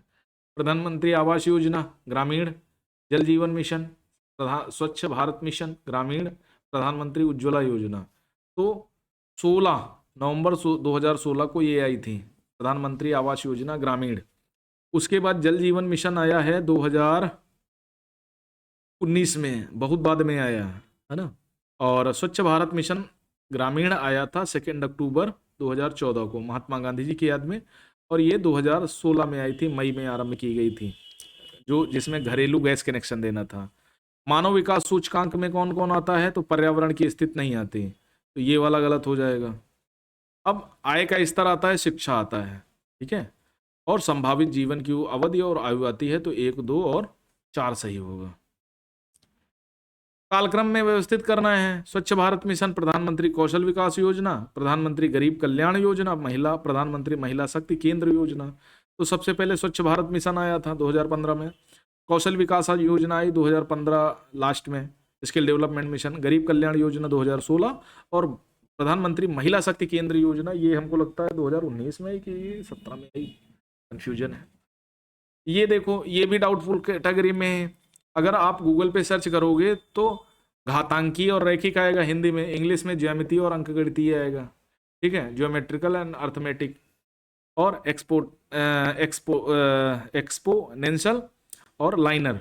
तो घातांकी मतलब, कहने का मतलब है माल्थस का जो तर्क था ना कि जनसंख्या वृद्धि 1, 2, 4, 8, 16 ऐसे होती है, और खाद्यान्न उत्पादन समांतर क्रम में 1, 2, 3, 4, 5। ठीक है, ऐसे होता है। इसीलिए एक टाइम ऐसा आएगा जब जनसंख्या को खाद्य आपूर्ति नहीं हो जाएगा। प्रसिद्ध सिद्धांत है माल्थस का जनसंख्या सिद्धांत।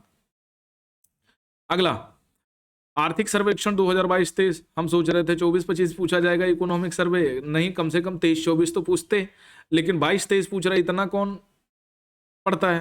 तो ये वाला क्वेश्चन भी हमें नहीं लगता बहुत सारे लोगों का सही हुआ होगा। ईंधन और कुछ आयातित उत्पादों पर कर कम करके क्या करना है, राजकोषीय नीति ने प्रतिक्रिया अपनाई थी, फिस्कल पॉलिसी को बेहतर किया जा सकता था। अगला, प्रधानमंत्री श्रम योगी मानधन योजना, प्रधानमंत्री जीवन ज्योति बीमा योजना, प्रधानमंत्री सुरक्षा बीमा योजना, अटल पेंशन योजना।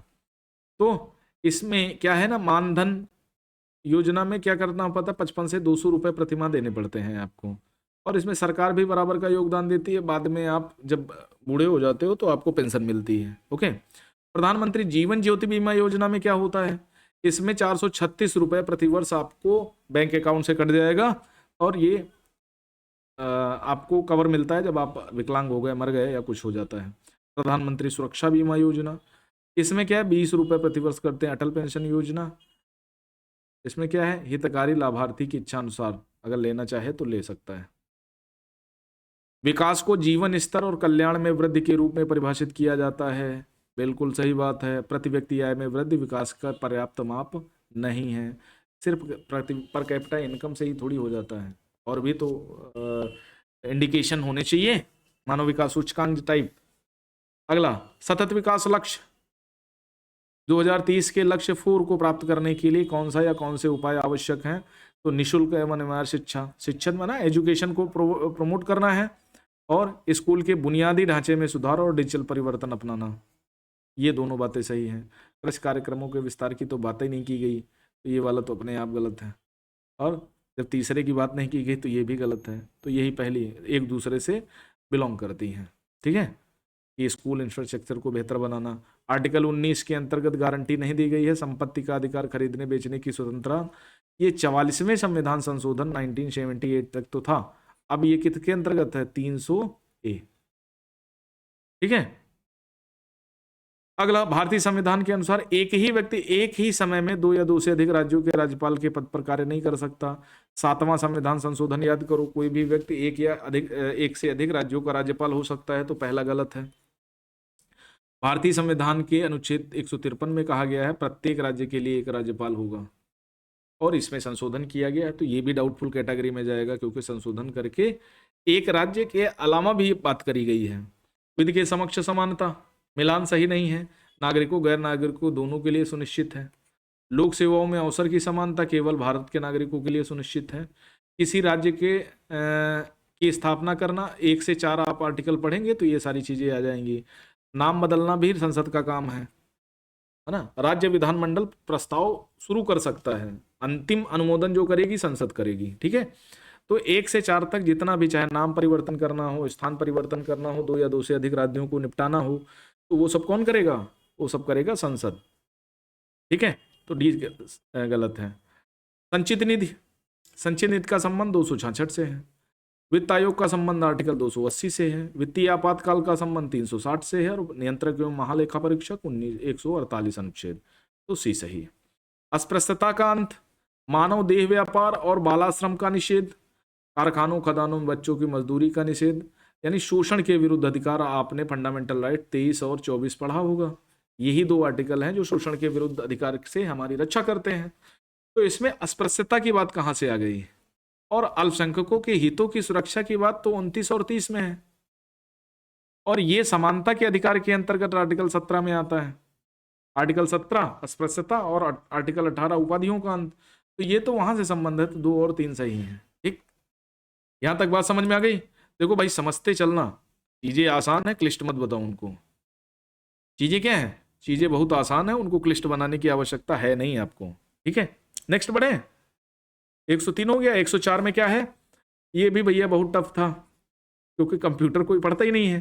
कीबोर्ड, माउस, कीबोर्ड और स्कैनर ये आउटपुट होते हैं, सॉरी इनपुट होते हैं, और जितना ये है प्रोजेक्टर, मॉनिटर, ये सब आउटपुट होते हैं, ठीक है। इसमें बहुत सारे लोग कहते हैं कि प्रिंटर, तो प्रिंटर, मॉनिटर, प्रोजेक्टर ये सब क्या है, कीबोर्ड, माउस, ये स्कैनर सब इनबिल्ट आते हैं, ठीक है। कंप्यूटर मेमोरी, कौन सा भाग जो विद्युत आपूर्ति में परिवर्तनशील नहीं रहता, रोम होता है। ये एक देखो घुसेड़ दिया, सेल्सियस वाला क्या संबंध है, तो ये ये वाला सही होगा। क्रोमोसोम कौन सा सही नहीं? क्रोमोसोम डीएनए और प्रोटीन से बने होते हैं, बिल्कुल सही बात है। क्रोमोसोम संततियों के लिए सूचनाएं संरक्षित करते हैं, सही बिल्कुल। डीएनए की कार्यात्मक इकाई को जीन कहते हैं, ये भी बिल्कुल सही है। किसी कोशिका का केंद्रक कोशिकीय विभाजन प्रजनन में हिस्सा नहीं लेता, क्यों नहीं लेगा भैया? बिल्कुल लेता है। अगर हिस्सा नहीं लेगा तो प्रजनन कैसे होगा? CO2, SO2 और NO2 वर्षा जल गैसें वर्षा जल में घुल जाती है, अम्लीय वर्षा पैदा करती है, बिल्कुल सही है। प्रदूषण वाले चैप्टर से है। कार्बन डाइऑक्साइड, सल्फर डाइऑक्साइड और नाइट्रोजन के ऑक्साइड जैसे गैसों की उच्च सांद्रता के कारण वायुमंडलीय जलवायु प्रभावित होती है, बिल्कुल सही बात है। सिंपल सा क्वेश्चन था, अगर पढ़ा होगा तो। इंडोनेशियाई बैठक, भारत इंडोनेशिया संयुक्त रक्षा समिति की बैठक जब हुई तो इसमें इंडोनेशिया ने रक्षा उद्योग ये सारी चीज़ों पर बात करी। ये मई जकार्ता में आयोजित है, भारत में नई दिल्ली में आयोजित होगी। FWD 208 स्वदेशी बर्मवर्षक UAV कैटेगरी का विमान है, पेलोड क्षमता 100 किलोग्राम, सही है, दोनों बातें सही हैं। इंडिया ऑस्ट्रेलिया ECTA है ना, economic cooperation and trade agreement, या FATA के लिए अपनी तरह की पहली पहल है। हाँ, FATA अगर फ्री ट्रेड एग्रीमेंट किसी से करना है, मुक्त व्यापार समझौता, तो सबसे पहले कुछ पहले करने पड़ते हैं, उसी में ECTA आता है। ECTA होगा, उसके बाद एक और समझौता होगा, तब FATA की तरफ आगे बढ़ेंगे। इस बैठक में सुनील बर्थवाल ने, अब कौन सुनील बर्थवाल का नाम याद रखता है यार? इस तरह के क्वेश्चन देने का क्या पर्पज होगा? ये आप IP मतलब SDM बनाना चाहते हो कि पुलिस में भेजना चाहते हो? इस तरह का क्वेश्चन देने का पर्पज क्या है? ये वाला देखो, अब इतना कौन याद रखता है कि डेट के हिसाब से याद रखें? तो ये भी बहुत सारे लोगों का ये सबसे टफ क्वेश्चन मैं जानता हूँ। ये वाले में 25 अप्रैल में होगा, और ये वाला 2 मई में होगा। और संयुक्त राष्ट्र अमेरिकी संयुक्त अभ्यास टाइगर ट्रायम्फ का जो 2024 का हार्बर चरण है, ठीक है, 3, 2, ये C4 से मिलेगा, और मिलान ये फरवरी में 2024 में हुआ था, स्टार्टिंग में। सक्सेगाम घाटी के बारे में बताना है, बहुत सारे लोगों ने पढ़ा ही नहीं होगा। ये POK के कब्जे का हिस्सा है, और यहाँ पर BRI प्रोजेक्ट चल रहा है चीन का, बेल्ट एंड रोड इनिशिएटिव, जिसमें भारत बार बार आपत्ति दर्ज करा रहा है। ये हमेशा याद रखना, POK भारत का हिस्सा है, और जान दे देंगे इसके लिए, अमित शाह जी ने संसद में, भरे सदन में कहा था। और है भैया हमारा, हम थोड़ी छोड़ेंगे। हम जब किसी बस या ट्रेन में होते हैं तो साइड खिड़की नहीं छोड़ते हैं, तो ये कहाँ छोड़ देंगे? आज नहीं तो कल ले लेंगे, ठीक है। तो जो बुनियादी ढांचा बना रहा है, बेसिक इंफ्रास्ट्रक्चर, कौन? चाइना, BRI प्रोजेक्ट के तहत, उस पर भारत अपना बार बार विरोध दर्ज करा रहा है। भारत सरकार द्वारा प्रारंभ की गई निम्नलिखित योजनाओं के कालक्रम को व्यवस्थित करना है। तो सबसे पहले जो योजना आई थी, समन्वित बाल ग्रामीण विकास कार्यक्रम आई थी, इंटीग्रेटेड रूरल डेवलपमेंट प्रोग्राम, ये बहुत पहले आई थी। उसके बाद स्वर्ण जयंती रोजगार योजना आई, फिर राष्ट्रीय ग्रामीण रोजगार गारंटी अधिनियम आया, ये 2009 में आया था। प्रधानमंत्री जनधन योजना 2016 में आई, मोदी जी के आगमन के साथ, ठीक है। स्वर्ण जयंती रोजगार योजना ये शायद 1998 की थी। समन्वित बाल विकास ये शायद 1975 के आसपास कार्यक्रम था, इंदिरा गांधी के शासनकाल में आया था। इकोनॉमिक समृद्धि के बारे में, अब ये गलत है। भारतीय अर्थव्यवस्था एक मिश्रित अर्थव्यवस्था, ये बात तो बिल्कुल सही है। अल्प विकसित कहाँ है? अंडर डेवलप्ड थोड़ी है, हम डेवलपिंग कंट्री है, विकसित देश है। तो ये वाला भैया गलत है, आयोग इसको समझो, ये वाला गलत है। और JM कीन्स अर्थशास्त्र के जनक थोड़ी हैं, ठीक है। द वेल्थ ऑफ नेशन के लेखक हैं। एडम स्मिथ को इकोनॉमिक अर्थव्यवस्था का जनक माना जाता है, फादर ऑफ इकोनॉमिक्स, ठीक है। तो JM कीन्स तो ये 1928-29 में आया, ठीक है, जब पूंजीवादी अर्थव्यवस्था बुरी दौर से गुजर रही थी। तो JM कीन्स अर्थव्यवस्था का जनक कैसे हो गया? अर्थव्यवस्था का जन्म तो बहुत पहले हो चुका था ना। तो एडम स्मिथ है, तो तीसरा तो नहीं है, लेकिन पहला भी सही नहीं है। तो इसमें सिर्फ दूसरा कथन सही है, और दूसरा ऑप्शन में नहीं है। तो जब ऑप्शन में नहीं है तो ये भी डाउटफुल कैटेगरी में हो जाएगा। तो अब क्वेश्चन हो गए 6। अगला दूसरा जो क्वेश्चन गलत है। राष्ट्रीय मुद्रा वह मुद्रा होती है जो विदेशी मुद्रा की मांग या आपूर्ति द्वारा तय होता है, जिसे नम्य विनिमय दर कहते हैं। नम्य विनिमय दर का मतलब होता है बहुत फ्लेक्सिबल इंटरेस्ट रेट, ठीक है। तो राष्ट्रीय मुद्रा का वह मूल्य जो विदेशी मुद्रा की मांग आपूर्ति द्वारा तय होता है उसे नम्य विनिमय दर कहते हैं। हार्ड विनिमय दर की हम भैया फिक्स कर दिए कि नहीं हमारी इतनी ही विनिमय दर होनी चाहिए। दूसरा, विदेशी मुद्रा की मांग और आपूर्ति केंद्रीय बैंक द्वारा निर्धारित होती है। बिल्कुल सही था, यहां गलत मान लिया इसको। ठीक है, बैंकों का राष्ट्रीयकरण, ग्रामीण बैंकों का गठन, बैंक शाखाओं द्वारा गांवों को गोद लेना, सिंपल, ये वित्तीय समावेशन है, फाइनेंशियल इंक्लूजन का काम करते हैं ये। भाई बैंकों का राष्ट्रीयकरण कर दिया तो सीधी सी बात है पूंजीपति के अलावा आम जन भी बैंक की तरफ आ सकेगा, उसका रुझान बढ़ेगा। ग्रामीण क्षेत्रों में बैंक बढ़ोगे तो ग्रामीण जो अभी तक साहूकार महाजन चिट्ठी वगैरह के चंगर में फंस रहते थे, सेविंग्स वगैरह रखते थे लेकिन खर्चा हो जाती थी, तो वो सब बैंक में डालेंगे। बैंक शाखाओं द्वारा गांवों को गोद लेने से भी फाइनेंशियल इंक्लूजन होता है। तो तीनों बातें सही हैं। खाद्य आपूर्ति 75%, 80% ग्रामीण और 50% शहरी जनसंख्या है ये। पोषण पर समर्थन है, 5 जुलाई 2002 से लागू किया गया था, ये गलत है। तो 1-2 सही आयोग ने माने, लेकिन 80 और 50% वाला सिस्टम चलता है। HDI मानव विकास सूचकांक एवं सतत विकास लक्ष्यों पर आधारित भारतीय राज्यों की वरीयता में सकारात्मक संबंध है। ये बात बिल्कुल सही है। सतत विकास लक्ष्यों के आधारभूत आयामों का शिक्षा और स्वास्थ्य के साथ घनिष्ठता से संबंध है। बिल्कुल सही बात है, दोनों सही हैं और एक दूसरे की व्याख्या कर रही हैं। इसको ये भी अपने आप में टफ क्वेश्चन था। मैक्सिको द्वितीय दूसरे में आएगा, चाइना तीसरे में आएगा, भारत पहले में आएगा, फिलीपींस चतुर्थ में आएगा। रैंकिंग बतानी थी आपको, देश और सूची। ठीक है, प्रवासियों द्वारा जो प्रवास पैसा भेजा जाता है। महाराष्ट्र, उत्तर प्रदेश, तमिलनाडु, कर्नाटक 2019 से 23 के मध्य आधारभूत संरचनाओं पर किए गए खर्च की श्रेष्ठता बतानी है। तो महाराष्ट्र सेकंड पोजीशन पे है, ठीक है, यूपी फर्स्ट पोजीशन पे है, तो 2-1 और 3-4 हो जाएगा। तमिलनाडु तीसरे, कर्नाटक चौथे। ठीक, 2-1, 3-4। हाँ, अनुच्छेद 252 आपातकालीन की स्थिति की घोषणा से संबंधित है। ये बात तो सही है, लेकिन कौन सा आपातकाल? राज्य आपातकाल, वित्त आपातकाल, या फिर उसके आधार पर युद्ध या बाह्य आक्रमण? ये तो 1952 युद्ध बाह्य आक्रमण के आधार पर, तो यहाँ स्पेसिफिकेशन नहीं दिया गया है। दूसरा, आपातकालीन स्थिति किसी भी समय उत्पन्न हो सकती है, ये भी गलत है।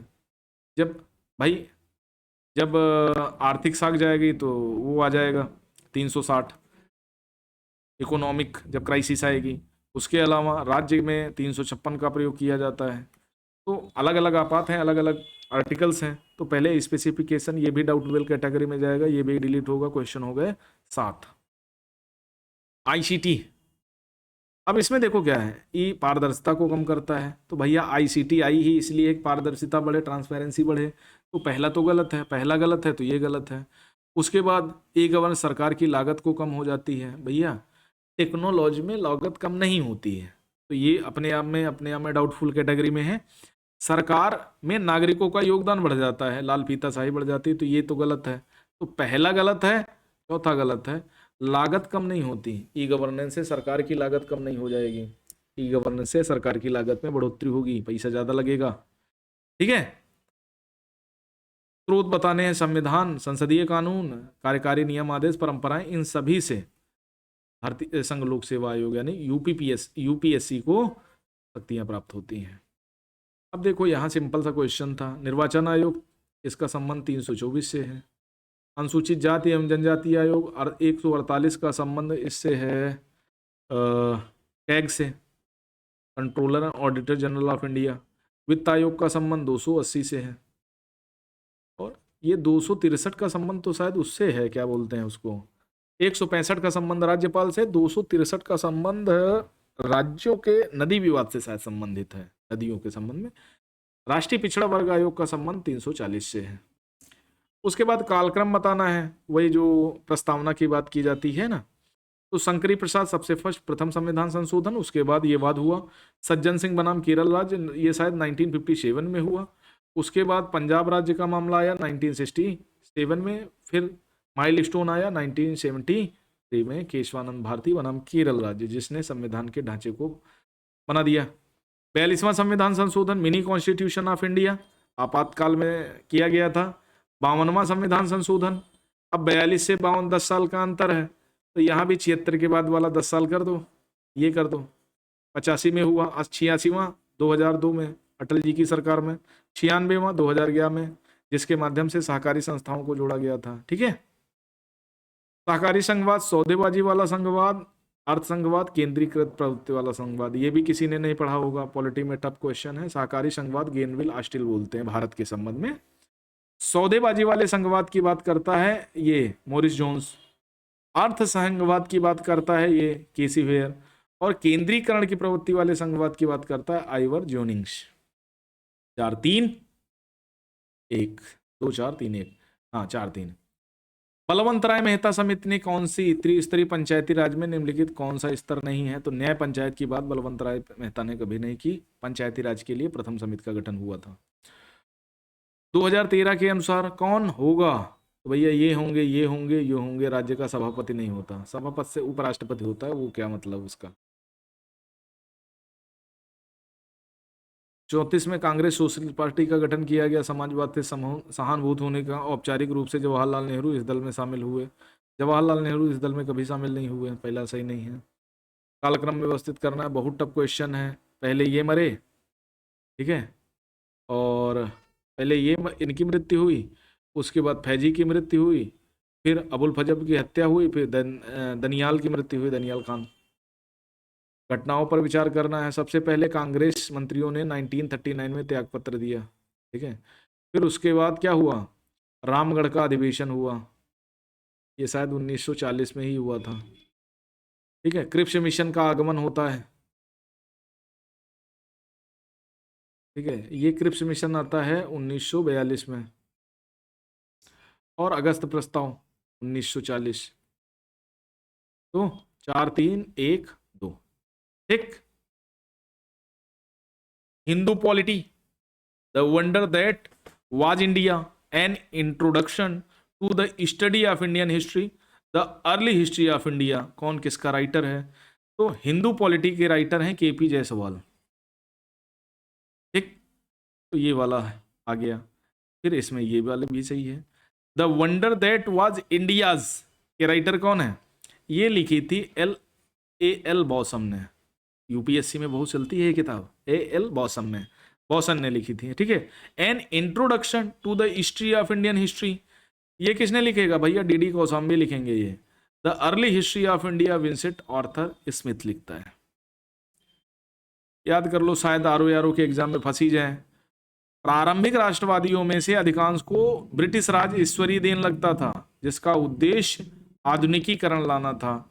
बिल्कुल सही बात है। उनकी शिकायत केवल भारत में अन ब्रिटिश राज के खिलाफ थी। ये दोनों बातें बिल्कुल सही। और प्रारंभिक जो राष्ट्रवादी नेता थे ना, वो सब मानते थे कि नहीं ठीक है, अंग्रेज ठीक कर रहे थे, क्योंकि ये ज्यादातर पूंजीवाद की पैदाइश थे, इनको मजा आती थी। और ये कहते थे अन ब्रिटिश राज बहुत बेकार है। अगला, एजे आर्कबोल्ड के बारे में बताना है। ये भी क्वेश्चन आपने कभी पढ़ा नहीं होगा। आई एम प्रीटी श्योर कि आपने ये कभी क्वेश्चन पढ़ा ही नहीं होगा। लाहौर कॉलेज के, लाहौर के प्राचार्य थे ये। कालक्रम के अनुसार लाहौर नहीं थे ये, राजकीय कॉलेज ढाका के प्राचार्य रहे, अलीगढ़ के प्राचार्य, इलाहाबाद के प्राचार्य थे। ये लाहौर कभी नहीं गया। वेल्लोर विद्रोह, नाना फडणवीस की मित्र, वेलुजली को वापस, एंग्लो नेपाली युद्ध। तो दो, सबसे पहले ये हुआ, नाना फडणवीस की मृत्यु हुई, उसके बाद वेलेजली को वापस बुला लिया गया। फिर क्या हुआ? वेल्लोर में विद्रोह हुआ, एंग्लो नेपाली युद्ध सबसे लास्ट में चौथा ही हुआ। पाइका विद्रोह, बरेली विद्रोह, मालाबार, सिलहट। तो पाइका विद्रोह पाइका विद्रोह हुआ जगबंधु विद्याधर महापात्रा के माध्यम से, ये प्रमुख नेता रहे हैं। बरेली का विद्रोह जो हुआ वो हुआ बरेली मुफ्ती मोहम्मद एवाज के अध्यक्षता में हुआ, ये नेतृत्व करता थे। मालाबार का जो विद्रोह हुआ ना, वो एडाचना कुंगन के माध्यम से हुआ। सिलहट का जो विद्रोह हुआ वो राजाराम, एक राधाराम।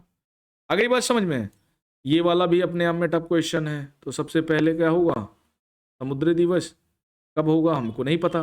विश्व स्वास्थ्य दिवस, ये विश्व एथलेटिक्स दिवस, रेड क्रॉस दिवस, ठीक। आर्यभट्ट पुरस्कार, विश्व साहित्य पुरस्कार, लता दीनानाथ मंगेशकर पुरस्कार, गोल्डमैन पर्यावरण पुरस्कार, किसको कौन सा मिला है? तो ये मिला है इनको सुब्बाराव पुलुरवी को, ठीक है। आर्यभट्ट पुरस्कार 2024 मैथ के लिए। गणितज्ञ हैं ये। अगला, सेकंड विश्व साहित्य पुरस्कार जो मिला है वो ममता सागर जी को मिला है। अब अमिताभ का संबंध किससे है? इंडस्ट्री से। तो और इंडस्ट्री में महिला थी लता मंगेशकर, भारत की मशहूर आवाज, तो अमिताभ बच्चन को मिला। और ये मिला आलोक शुक्ला को पर्यावरण से रिलेट करके। ये सबसे सिंपल क्वेश्चन। विटामिन ए अंधा होता है इसकी कमी से, विटामिन बी से बेरी बेरी होता है, विटामिन सी से स्कर्वी होता है, और विटामिन डी से रिकेट्स होता है। ठीक। 142 भाषाई अल्पसंख्यकों के लिए विशेष अधिकारी के संदर्भ में बताना है। संविधान में ऐसा विशेष अधिकारी का प्रावधान किया ही नहीं गया, ये बाद में संशोधन करके किया गया। 350 जोड़ा गया, ये भी गलत है, तो दोनों बातें गलत है। भारतीय संविधान की समवर्ती सूची में ये भी डाउटफुल कैटेगरी में है, क्योंकि सामानों का मिलावट और व्यापार वाणिज्य कंकरेंट लिस्ट में शामिल है। उत्तराधिकार ऐसा है जो समवर्ती सूची में है। सॉरी, ये चीज़ जो गलत है, मैंने देखा था। सर्वोच्च न्यायालय की पहले न्यायाधीश थी कौन? फातिमा बीबी। केरल की राज्यपाल के, ये टाइम पीरियड गलत है। उच्चतम न्यायपालिका तक पहुंचने वाली पहली मुस्लिम महिला थी। दोनों बातें सही हैं। राष्ट्रीय बौद्धिक संपदा अधिकार, देखो ट्रिप्स समझौते और दोहा विकास एजेंडा आपने पढ़ा है, तो उसी के तहत भारत इसकी प्रतिबद्धता को दोहराता है। ठीक है। नेशनल इंटेलेक्चुअल प्रॉपर्टी राइट होते हैं, जैसे आपने ट्रेडमार्क, हॉलमार्क वगैरह पढ़ते हो ना, वो टाइप के। औद्योगिक नीति और संबंधन विभाग इन चीज़ों को देखता है, बौद्धिक संपदा अधिकार से संबंध रखता है। पंचायती राज अनुच्छेद 40 को जब अमली जाया पहनाया गया, तो 73वां और 74वां संविधान संशोधन करके पहनाया गया। सूची को मिलाना है। तब क्वेश्चन, लल्लन जी गोपाल, ये कौन है भैया? तो Lallan ji Gopal the economic life of northern India के लेखक हैं। ठीक है। हबीब एवं निजामी, इन्होंने लिखा a comprehensive history of India the Delhi Sultanat, Islam के बारे में ज्यादा लिखा है। के एस लाल ने जो लिखा है वो लिखा है हिस्ट्री ऑफ द खलजीज, खिलजी वंश का इतिहास लिखा है। दशरथ शर्मा ने अर्ली चौहान डायनेस्टीज के बारे में लिखा है, चौहान डायनेस्टी के बारे में। बिहार के जगदीशपुर में कुंवर जगदीश सिंह, हाँ बिल्कुल सही, कुंवर सिंह के नेतृत्व में। डलहौजी ने रानी की लक्ष्मीबाई के दत्तक पुत्र उत्तराधिकारी होने की मान्यता देती, तो ये युद्ध क्यों करते? तो पहला सही है, दूसरा गलत है। कालक्रम के अनुसार बताना है। सबसे पहले फाहियान आया, फिर घनसांग आया, फिर सिंह आया, तब अलबरुनी आया। ठीक। कथन और कारण बताने, बलबन ने अपने शासन को सुदृढ़ बनाया और संपूर्ण सत्ता को अपने हाथों में केंद्रित कर लिया, बिल्कुल सही है। वह उत्तर पश्चिम सीमा के मंगोल आक्रमणों से सुरक्षित करना चाहता है, ये अलग चीज है, ये अलग चीज है, तो दोनों सही तो हैं, लेकिन आर की सही व्याख्या नहीं कर रहा है। तो कुल मिलाकर के 8 से 10 क्वेश्चन ऐसे हैं जो डाउटफुल कैटेगरी में है, जिन पे ऑब्जेक्शन होना ही चाहिए। और ये 100% मान के चलो, आयोग इस चीज में कभी सुधार नहीं करता, वो 8 से 10 क्वेश्चन हर बार डिलीट करता है। और ये तब बताएगा, अभी बता देगा तो क्या होगा? अभी बताएगा आयोग तो पैनिक हो जाओगे, कहीं ऐसा ना आंदोलन करने लगो। तो आयोग क्या करता है, जब फाइनल रिजल्ट जारी कर देगा तब कट ऑफ जारी करेगा महीना 15 दिन में, और कहो साल भर लगा दे, तब बताता है कि नहीं भैया इतने क्वेश्चन डिलीट किए थे हमने नोटिस जारी करके। ठीक है। तो इस क्वेश्चन को देखना और ज्यादा पैनिक नहीं होना। अगर आपके 75 से 90 के बीच में क्वेश्चन सही हैं, उसके ऊपर तो भैया कोई दिक्कत है। अगर 75 से 90 अपने कैटेगरी वाइज, जैसे जनरल है, ईडब्ल्यूएस है, ईडब्ल्यूएस की मेरिट कभी कभार यूबीसी से नीचे चली जाती है, कभी कभार ओबीसी से, तो इन दोनों की मेरिट में प्लस माइनस 5 नंबर का डिफरेंस होता है ना। कभी कभार हो सकता है, कभी नहीं हो सकता है। और उसके बाद एससी एसटी, इन दोनों की मेरिट में ठीक ठाक अंतर होगा। अगर 85 नंबर एससी और एसटी में आ रहे हैं तो ओके है, पास हो जाओगे। ठीक है। बस बशर्ते आपका प्रीलिम्स में आपका सी सेट निकलना होना चाहिए। तो आज के लिए इतना ही। Thank you very much. नमस्कार, मिलते हैं नेक्स्ट सेशन में, तब तक के लिए धन्यवाद। नमस्कार।